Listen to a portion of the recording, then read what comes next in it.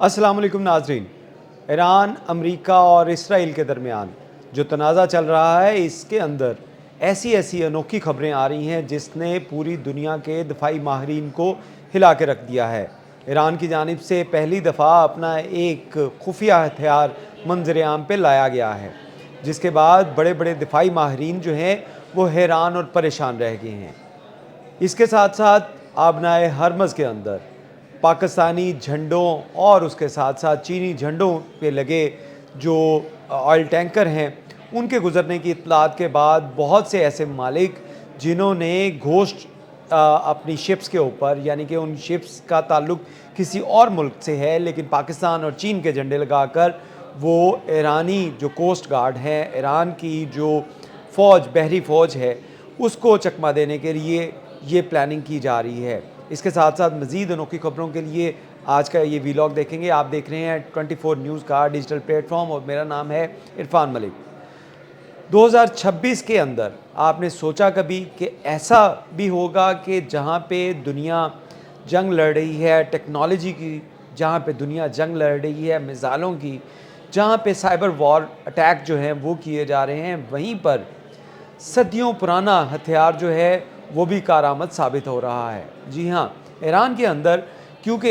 America और Israel की जानिब से बहुत से साइबर अटैक किए गए और साइबर अटैक करने का जो वाहिद आसान ज़रिया था वो मोबाइल फ़ोन से, मोबाइल सिग्नल्स थे और उसके साथ साथ इंटरनेट सिग्नल्स थे, जिसकी मदद से आराम से इसराइल या अमेरिका को ये पता चल जाता था कि ईरान अब आगे क्या करने जा रहा है। इसके बाद जब ये ऐसे वाक़यात रूनुमा हुए कि ईरान के अंदर बहुत से जो नेटवर्क्स थे, जासूसी के नेटवर्क्स, उनको पकड़ा गया, तो ये बात सामने आई कि ज़्यादातर जासूसी जो है ये मोबाइल डिवाइस की मदद से की जा रही है, इंटरनेट के ज़रिए की जा रही है। इसका तोड़ जो है वो जो मुज्तबा ख़ामनई हैं, जो नए सुप्रीम लीडर हैं, उनकी जानिब से लगाया गया। मुज्तबा ख़ामनई के अगर बारे में बात की जाए तो मुज्तबा ख़ामनई जो है वो बचपन से IRGC के साथ जो अटैच रहे हैं, और उसमें जब मुज्तबा ख़ामनई के वालिद जो हैं, जो कि सुप्रीम सदर ईरान थे, उस दौरान भी वो IRGC का हिस्सा थे, लेकिन आम एक फ़ौजी की तरह। और यही वजह है कि IRGC जो फ़ौज है ईरान की, वो इस वक्त मुज्तबा ख़ामनई की फुल सपोर्ट कर रही है और तमाम तर पॉलिसीज़, तमाम तर जंगी हिकमत अमली जो है वो इस वक्त मुज्तबा ख़ामनई के हाथ में है, और उन्हीं की जानिब से एक रवायती तरीका जो है उसको अपनाया जा रहा है, जो सदियों से फ़ौज के अंदर इसको कारआमद समझा जाता था। जी हाँ, ये तरीका है जासूस कबूतरों के ज़रिए। आपने बहुत सी ऐसी खबरें तो सुनी होंगी सोशल मीडिया के ऊपर और उसके साथ साथ मुख्तलिफ़ जो अरब लोकल मीडियाज़ हैं कि जिसमें बताया गया कि आबनाए हरमज़ के अंदर डॉल्फिन्स जो सुसाइडल स्क्वाड के तौर पे काम कर रही हैं, यानी कि वहाँ से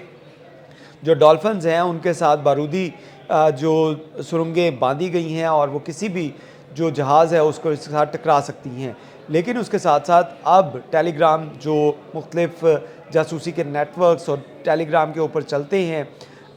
ग्रुप्स, उसके अंदर ये बात की जा रही है कि बहुत सी ऐसी वीडियोस भी शेयर की जा रही हैं जिसमें बताया जा रहा है कि IRGC की जानिब से तमाम ऐसी फ़ौजी जो इंस्टॉलेशंस हैं जहाँ पे फ़ौज या मिसाइल सिटी या उनके जो ऑपरेशंस हैं उनकी कमांड की जाती है, वहाँ से 5-5 किलोमीटर दूर तक तमाम मोबाइल डिवाइसेस, तमाम इंटरनेट डिवाइसेस, इसके ऊपर बैन लगा दिया गया है। और उसके साथ साथ ईरान के अंदर शदीद तरीन किस्म का इस वक्त जो है वो इंटरनेट ब्लॉकेज भी है, और उसकी एक बड़ी वजह ये है क्योंकि इंटरनेट के ज़रिए तमाम जो इन्फॉर्मेशन थी वो अमेरिका या इसराइल के पास पहुंच रही थी। तो अब ये प्लानिंग की जा रही है कि कबूतर के ज़रिए, जो जासूसी कबूतर हैं, जो सदियों से ये सिलसिला चलता आ रहा है, उन जासूसी कबूतरों को दोबारा से ख़त किताबत के लिए और पैगाम रसानी के लिए इस्तेमाल किया जा रहा है। इसमें आपको ये भी बताते चलें कि जहाँ पे कबूतरों के ज़रिए जो जासूसी का काम लिया जा रहा है या पैगाम रसानी का काम लिया जा रहा है, वहीं पे जो राइडर्स हैं, जो आम फूड डिलीवरी के राइडर्स की सूरत में हैं या किसी उसकी डिवाइसेस के तौर के ऊपर काम करते हैं, रिमोट जो वर्किंग के लिए काम करते हैं राइडर्स, ان کو استعمال کیا جا رہا ہے اپنے پیغام دوسری انسٹالیشن تک پہنچانے کے لیے، اور موبائل اور انٹرنیٹ کی اس ایریا کے اندر 5-5 کلومیٹر تک بلاکیج کر دی گئی ہے۔ اس کے ساتھ ساتھ امریکہ اور اسرائیل کے اندر بھی، کیونکہ یہ دفاعی تجزیہ جو نگار ہیں یا دفاعی ماہرین ہیں، ان کو کافی تشویش جو ہے وہ پیدا ہو چکی ہے کہ ایران نے ایک جانب مکمل طور پہ انٹرنیٹ کا بلیک آؤٹ کر دیا ہے، وہیں پر اب سٹار لنک کی جو ڈیوائسز ہیں ان کو سمگل کیا جا رہا ہے۔ یہ خبر تو کافی عرصے سے چل رہی ہے کہ ایران کے اندر امریکہ جو ہے وہ سٹار لنک کی، جو ایلون مسک کا سٹار لنک ہے، اس کی ڈیوائسز وہاں پہ سرکولیٹ کر رہا ہے، وہاں پہ اس کو جو ہے وہ بھجوایا جا رہا ہے غیر قانونی طور کے طریقے کے ساتھ، تاکہ ایران کے اندر کی صورتحال اور اس کی جاسوسی نیٹ ورک جو ہے اس کو بے نقاب کیا جا سکے۔ لیکن اب مجتبیٰ خامنہ ای کی جانب سے ایک روایتی ہتھیار استعمال کیا گیا ہے، جس میں انہوں نے تمام تر جو موبائل ڈیوائسز ہیں، خواہ انٹرنیٹ ڈیوائسز ہیں، ان کا استعمال منع کر دیا ہے، اور اب یہ آفیشیلی IRGC کسی بھی ایسی موبائل ڈیوائس یا انٹرنیٹ ڈیوائس کا استعمال نہیں کر رہی۔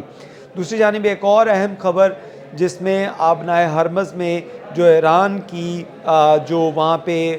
حکومت ہے یا ایران کی جو حکمت عملی ہے اس کا لوہا منوا رہی ہے کہ ایران کی جانب سے، کیونکہ آبنائے ہرمز کے اوپر